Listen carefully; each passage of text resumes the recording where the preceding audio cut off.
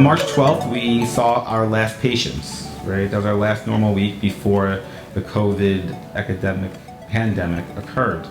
And so between then and the time we are getting ready to reopen, it's been pretty stressful for us. There's lots of shifts and adaptations we've had to go through to get ready to reopen and to treat our patients and take care of them and ourselves in a safe environment. One of the biggest parts of what we do as dentists is PPE, right? Our protective equipment to protect ourselves from our patients and our patients from us. One of the things that is being incorporated to what we wear, which we haven't worn, are face shields.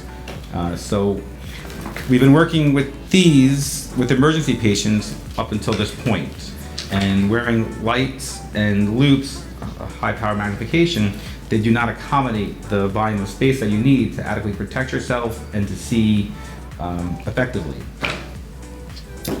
So we have a few of these that came from our vendors, which are easy to put on.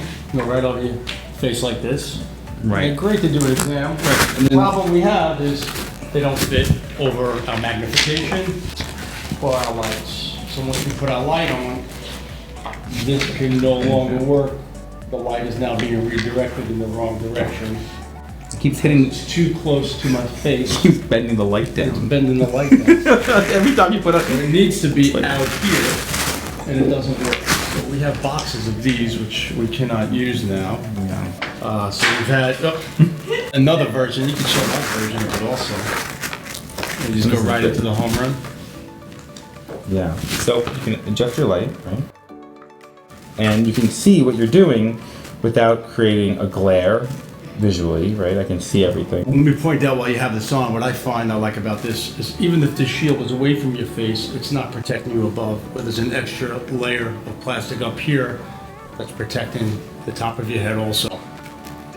You know, the nice part about it being far away, even if you aren't wearing as much volume as we are, it creates a little bit of an air cushion, so it's not as hot. Correct. It's not as much as an uncomfortable situation as some of these. When you breathe, your breath, you breathe right into them.